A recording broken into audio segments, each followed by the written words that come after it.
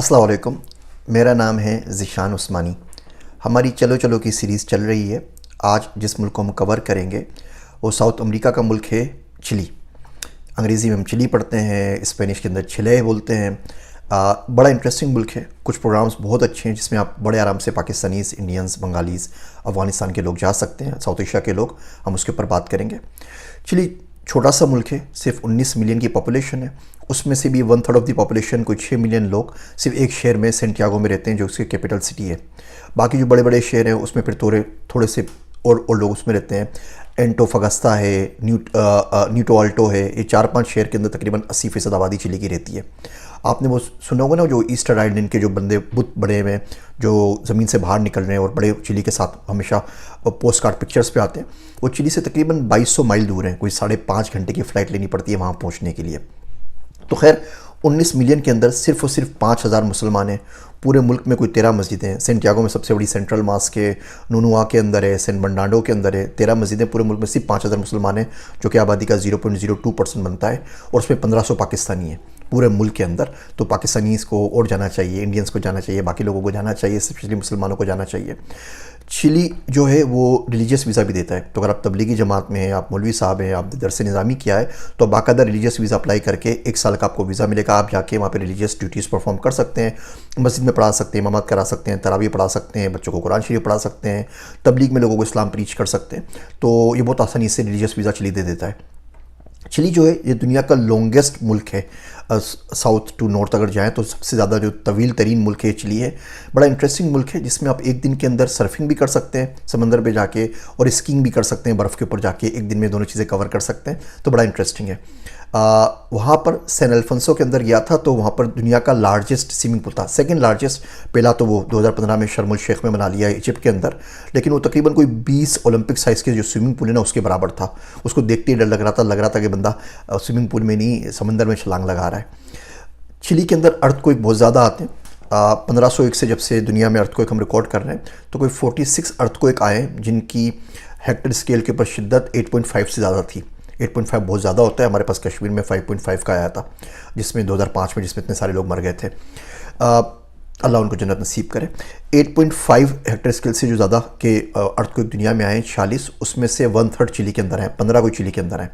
Earthquake की जो frequency है कि जहाँ पर कितने ज़्यादा आते हैं वो तो इंडोनेशिया के अंदर है, लेकिन जो बड़े बड़े वाले हैं वो चिली में आते हैं। 1960 में गालिबन दुनिया का सबसे बड़ा अर्थक्वेक आया था जो कि 9.6 हेक्टर स्केल के ऊपर था, वो भी चिली के अंदर आया था। लेकिन इसकी वजह से चिली बेस्ट बिल्डिंग्स प्रोड्यूस करता है दुनिया की। उनकी जो स्ट्रक्चरल इंजीनियरिंग है और सिविल इंजीनियरिंग है, they have the best programs कि वो कैसी अर्थक्वेक आए उनकी बिल्डिंग्स को कुछ नहीं होता, तो बड़ी बहुत हद तक सेफ़ है। तो आप डरे ही नहीं इस बात से। अर्थक्वेक इतने ज़्यादा नहीं आते, फ्रीक्वेंसी तो इंडोनेशिया में ज़्यादा है, लेकिन जब ज़्यादा बड़े आते हैं तो बिल्डिंग्स वगैरह का नुकसान नहीं होता जिस तरह हमारे पाकिस्तान, इंडिया में बिल्डिंग्स का नुकसान होता है। चिली के अंदर बहुत सारे प्रोग्राम हैं जिसमें आप जा सकते हैं।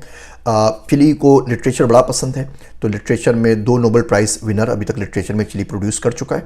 उनका एक डांस होता है कुइका, तो वो हम कहते हैं ना रुमाल जो होता है, हैंडकरचीफ जिसे कहते हैं, तो वो हैंड डांस होता है बेसिकली। वो पता नहीं वहाँ से निकला है, कहाँ से निकला, एक बादशाह ने निकाला था हैंडकरचीफ, लेकिन वो हैंडकरचीफ हाथ में लेके उस पर डांस करते हैं कुइका के ऊपर। बड़ी बड़ी बड़ी वो इंटरेस्टिंग साइट होती है देखने के लिए किस तरह डांस करते हैं। आपको लगता है ऐसे कि मुर्गी और या जो चिकन्स हैं वो डांस कर रहे हैं। स्पेनिश ज़ुबान के अंदर कोई 4000 से ऊपर वर्ड्स हैं जो अरबिक से आए हैं। तो अगर आप मौलवी साहब हैं, आपने दरस निज़ामी किया हुआ है, तो आपको स्पेनिश सीखने में बहुत आसानी होगी।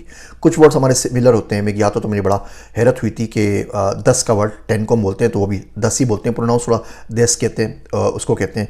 तू हम बोलते हैं यानी कि तुम, तो तू मतलब यू, सेम वर्ड है उसके अंदर। कमीज़ का जो वर्ड है हमारा, जो हम शर्ट को कहते हैं कमीज़, कमीज़ स्पेनिश वर्ड है, स्पेनिश से आया है। नारंगी, जो ऑरेंज खाते हैं उसको भी वो नारंगी बोलते हैं वहाँ पर। इसके अलावा हम बोलते हैं क्या हुआ, तो वो भी क्या हुआ बोलते हैं, वो क्यों हुआ बोलते हैं उसको, क्यों हुआ। तो कोई 10-12 वर्ड्स हैं जो बिल्कुल उर्दू, हिंदी के और स्पेनिश के सेम है, और अरबिक से कोई 4000 वर्ड्स उनके सेम है। इसके अलावा उनके पास एक मील होता है शाम के अंदर, जिस तरह हम पाकिस्तान में होता है ना, बोलते हैं यार चाय का वक्त हो गया है, 5 बजे 6 बजे चलो चाय बनाओ, उसको वो वंस बोलते हैं, जिसका टेक्निकली मतलब उनकी ज़ुबान में होता है 11। तो उसमें वो लोग चाय पीते हैं, कोई समोसा खाते हैं, चाट पापड़ी वाला खाते हैं, वो तमाम चीज़ें जो खानी होती हैं। लेकिन एक एडिशनल मील होता है लंच और डिनर के बीच में, जिसको वहाँ पर वंस कहा जाता है, और पूरा का पूरा जो चिली होता है वो उसको यूज़ करता है, उसको प्रैक्टिस करता है। चिली जाने के 3-4 तरीके हैं। सबसे आसान इनका जो है वो रिटायरमेंट वीज़ा है। दुनिया भर में रिटायरमेंट वीज़ा की कॉस्ट बहुत ज़्यादा है, बहुत ज़्यादा आपको चीज़ें चाहिए होती हैं। यहाँ पर आप सिर्फ $1000 से $1500 की अगर आपकी पेंशन है या $1000 से $1500 की आपकी पैसिव इनकम है तो आप रिटायरमेंट वीज़ा पे 1 साल के लिए चिली जा सकते हैं, बाद में परमानेंट रेजिडेंसी में कन्वर्ट हो जाता है। दूसरा इनके पास विजिटर वीज़ा जो टूरिस्ट वीज़ा है वो तो 90 दिन का होता है, वो कन्वर्ट नहीं होता। आप 90 दिन की वीज़ा पे जाएं, आप सिर्फ घूम सकते हैं, घूम के वापस आना पड़ेगा। याद रखिए चिली के अंदर टूरिस्ट वीज़ा किसी और वीज़ा में कन्वर्ट नहीं होता। तीसरा है जॉब बेस्ड वीज़ा। अच्छा, चिली क्योंकि गरीब मुल्क है, चिलियन पेसो जो है वो $1 के कोई 850-900 आते हैं, तो पाकिस्तानी ₹1 चिली के ₹3 के बराबर है। तो आप यहाँ पे ₹1 देंगे तो चिली के आपको ₹3 मिलेंगे। तो याद रखिए ओवरऑल दुनिया भर में जो सस्ते गरीब मुल्क होते हैं ना, वहाँ पे छोटे लेबर नहीं चाहिए होते, वहाँ प्लम्बर मिल जाता है, कारपेंटर मिल जाता है। पाकिस्तान में अगर आप आएँ तो आपको एक हाउसमेट मिल जाएगा 24 घंटे के लिए, वो 12-15 हज़ार में, 20 हज़ार में, 25 हज़ार में आपके लिए काम करता रहेगा। 30-40 हज़ार का आपको ड्राइवर मिल जाएगा, प्लम्बर आपको मिल जाएगा। गरीब मुल्कों में जो स्किल्ड प्रोफेशन होते हैं या स्किल्स होती हैं जो कि हैंडीमैन टाइप की जॉब्स होती हैं, उसके लिए बंदों की ज़रूरत नहीं होती, हाई स्किल की जॉब्स होती हैं। तो चिली में बिल्कुल इसी तरीके से कि आप प्लम्बर हैं, आप कारपेंटर हैं और आप किसान हैं तो आप नहीं जाएँ, उनके पास ऑलरेडी 20 मिलियन लोग मौजूद हैं। हाँ, अगर आप हाई स्किल्स के अंदर हैं, आपको डिजिटल मार्केटिंग आती है, आपको AI आती है, आपको डेटा साइंस आती है, आप CEO हैं, आप CTO हैं, CIO हैं, आप डॉक्टर्स हैं, आप इंजीनियर्स हैं, आप नर्स हैं, आप लॉयर्स हैं, तो चिली में आप लोग जा सकते हैं। जॉब का वीज़ा मिलता है 1 साल का, बाद में परमानेंट रेजिडेंसी में कन्वर्ट हो जाता है। आसान तरीन जो आप लोगों के लिए जाने का तरीका है वो 2 है। पहला तरीका है स्टूडेंट वीज़ा। चिली में अच्छी यूनिवर्सिटीज़ हैं, यूनिवर्सिटी में एडमिशन लें क्योंकि उनका रुपीस कम है, पैसों कम है, तो आप बड़े आराम से पढ़ सकते हैं। बहुत सस्ता प्रोग्राम है। हमारे बच्चे पूछते हैं हम कहाँ पढ़ने के लिए जाएँ, हमारा बिल्कुल भी पैसे नहीं है। तो बोलता हूँ अगर बस बिल्कुल भी पैसे नहीं है तो आप चेक रिपब्लिक चले जाइए, €600 में पूरे साल की फ़ीस हो जाती है।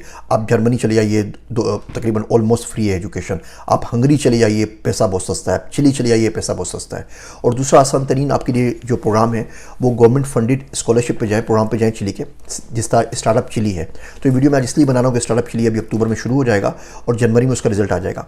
अगर स्टार्टअप चिली के अंदर आपको कोई भी बिजनेस आइडिया है, आप कोई स्टार्टअप करना चाहते हैं, इसमें अप्लाई करें, आप अप्रूव्ड हो गए तो चिलियन गवर्नमेंट आपकी वीज़ा के पैसे देगी, आपकी टिकट के पैसे देगी, आपकी रिहाइश के पैसे देगी, आपको $30,000 देगी।